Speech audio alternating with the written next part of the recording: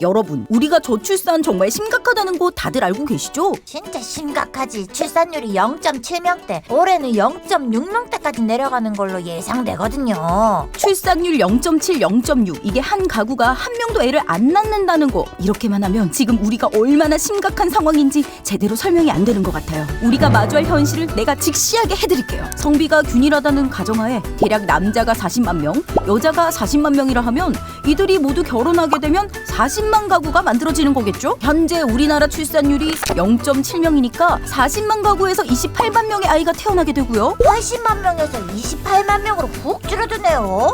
문제는 이게 끝이 아니란 겁니다. 28만 명 중에 남자가 14만 명, 여자가 14만 명이라 하면 14만 가구가 만들어지게 될 테고, 이들의 출산율이 0.7이라 하면 9만 명대가 되네. 80만이었던 인구가 손자 세대로 내려가면 9만 명대가 된다는 거, 거의 10분의 1로 인구가 줄게 되는 겁니다. 이 출산율을 높이지 못하면 100년 안에 우리가 겪게 될 일입니다. 이것도 결혼 정년기의 사람들 모두가 결혼했다는 가정하에 10분의 1이라는 거잖아요. 이러다 한국이 멸종되는 거 아닙니까?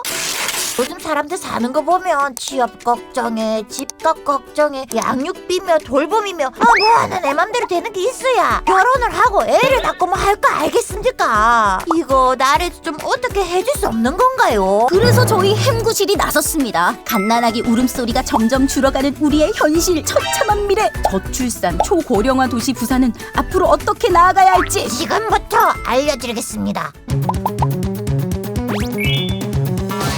100년 안에 인구가 10분의 1이 될 거라 전망되는 현실. 이 정도 문제면 국가가 적극적으로 나서야 하거든요. 올해 9월 헝가리의 커털린 전 대통령이 우리나라 국회의원 회관을 찾았습니다. 저출산 문제 해결을 위한 정책 경험을 공유하는 시간을 가졌는데요. 커털린 전 대통령이 한국의 저출산 문제가 인구 소멸의 위기로까지 이어질 수 있으니 국가가 해결해줘야 하는 문제라고 말을 했거든요. 헝가리 전 대통령이 왜 한국까지 와서 이런 말을 하는 건데요? 헝가리가 저출산을 잘 해결한 나라인가? 아주 잘 해결한 나라지. 출산, 육아, 정책 잘 돼 있는 유럽에서도 주목받고 있거든. 여러분은 결혼을 하고 애를 낳기 위해 가장 필요한 게 뭐라고 생각하세요?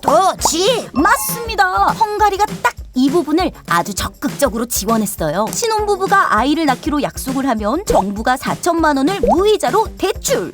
약속만으로도? 계약과 비슷한 개념으로 보면 되는데, 만약에 출산을 하지 않으면 4천만 원의 이자를 붙여서 정부에 갚아야 해요. 그냥 마음 편하게 쓰게 해주면 안 되나? 그런데 헝가리 부부들은 이 돈을 갚을 고민을 하지 않습니다. 돈을 갚지 않아도 되는 방법, 바로 출산이 있거든요. 아이를 한 명만 낳으면 원금은 그대로지만 이자가 제로, 2명을 낳으면 대출액의 3분의 1을 탕감, 3명을 낳으면 대출액 전액 탕감, 만약 4명을 낳는다? 평생 소득세 면제까지. 소득세가 얼만데? 소득세 면제가 애를 4명 낳아 키워도 될 정도로 가게에 큰 도움이 될 정도인가? 지금 헝가리 소득세가 15%고 올해 평균 연봉이 5천만 원이라는데, 계산을 해보면 한 해 약 750만 원의 이득이 생기는 겁니다. 30년을 근무한다 치면 2억 2,500만 원을 나라가 지원해주는 거죠. 조금 쏠깃하긴 한데 그래도 이것만으로 애를 셋, 넷씩 낳아 키우기엔 좀 부족한 것 같은데요? 이게 다가 아닙니다. 자, 현금으로 할 수 있는 지원은 방금 말한 게 있고요. 이제 가장 큰 거, 바로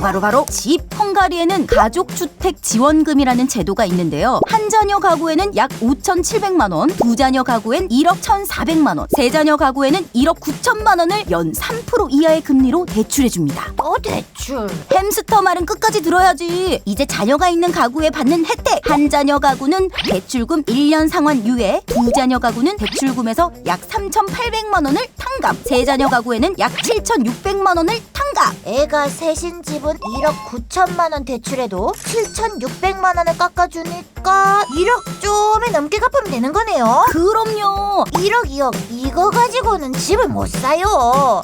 갈 뻔했네. 갈구원, 집을 왜 못 사요? 헝가리 집값이 평균 1억 5천만 원 정도로 잡히거든요. 주택 지원금으로 얼마든지 집을 마련할 수 있습니다.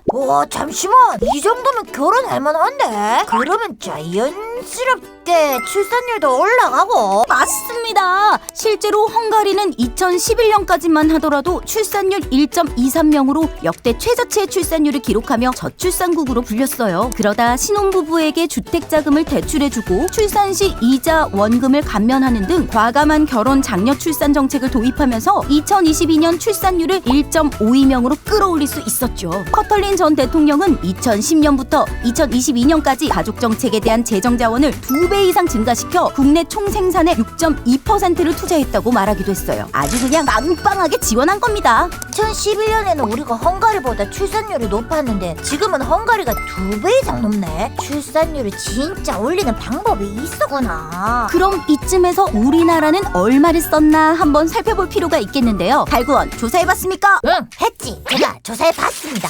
우리나라가 2006년부터 현재까지 쓴 출산 지원금은 280조 원입니다.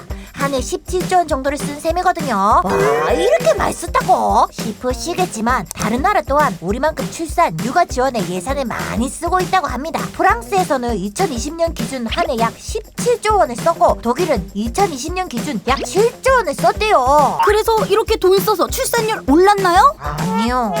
2023년 저출산 해결을 위해 48조 원이 들었는데 이에 출생한 신생아 수는 약 23만 5천 명에 불과하다고 합니다. 왜 이런 걸까요? 먹돈이 들어오는 게 아니라서 그런 거 아닐까요?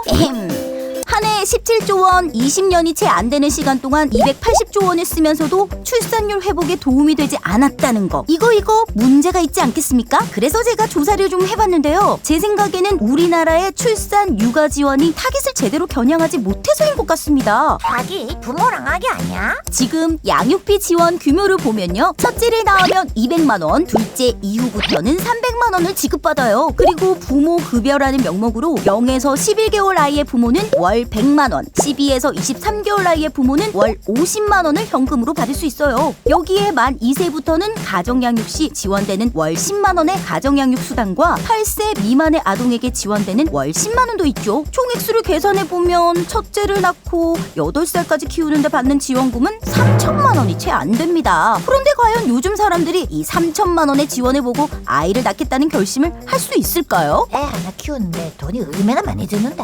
핵심은 아이를 낳고 싶은 마음이 생기게 하는 거 아니겠어요? 맞아요. 헝가리는 아기 낳기도 전에 대출을 해주고 낳고 나면 통 크게 대출금 탕감해주고 세금도 면제해준다 하는데 이 정도 지원이면 아이 낳아서 키울 수 있겠는데 뭐 이런 생각이 들겠지만 아기 낳고 나서 키울 때 지원해준다? 만 2세부터는 월 10만 원씩 준다 20만 원씩 준다 뭐 이런 얘기 들으면 솔직히 크게 마음이 안 생기지. 확실히 헝가리를 보면 알 수 있잖아요. 경제적으로 나아지면 결혼도 많이 할 거고 출산율도 또 올라갈 거라는 거. 그럼 예전에 출산율 높을 땐 지금보다 살기 좋아서 그랬던 걸까?